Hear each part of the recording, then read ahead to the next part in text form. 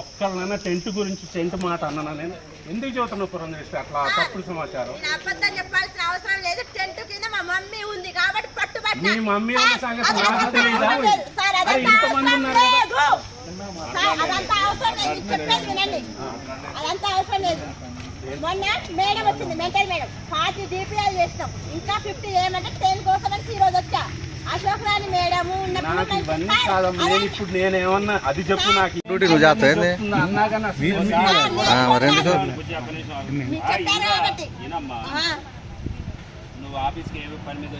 నేను BDSPగా DPL తీసుకుందామని వచ్చిన సార్. 10 DPL కూర్చున్నా. అశోక్ రాణి మేడం ఉన్నప్పుడు మంచిగా ఉందంట, నేను లేనప్పుడు మంచిగా లేదంట. పురంధేశ్వరి సార్ అన్నారు. అయితే ఎవరు చెప్పారు సార్? నాతోనే అన్నారు.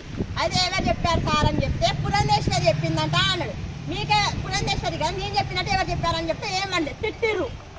అప్పుడు స్టార్ట్ చేస్తారు.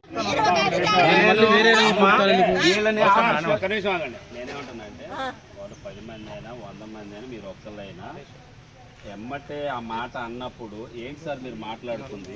ఆ మాట అనొస్తున్నారు. ఆ పక్షాన మీరు అసలు మీరేమంటున్నారు? మీ వైపుకి ఇప్పుడు మీరేమంటున్నారు?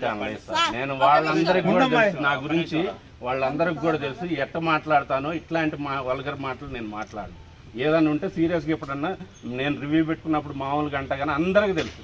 ఏమండి అజయ్ గారు, నేను ఇట్లాంటి మాట్లాడగలుగుతాను. నేను ఏళ్ళని ఏమంటున్నా అంటే నేనైతే నేను ఎట్లాంటి వాడినో మీకు తెలుసు. నేను ఈ మాట్లాడలేదు. ఒకవేళ ఏమన్నా నేను నా వయసు నుండి ఏమన్నా తప్పు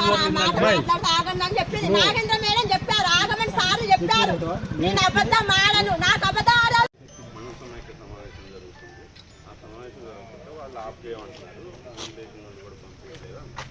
అన్న తర్వాత ఎస్ఐ గారికి ఫోన్ చేస్తారు. వాళ్ళు రెగ్యులర్ మా దగ్గర పని చేసేవాళ్ళు.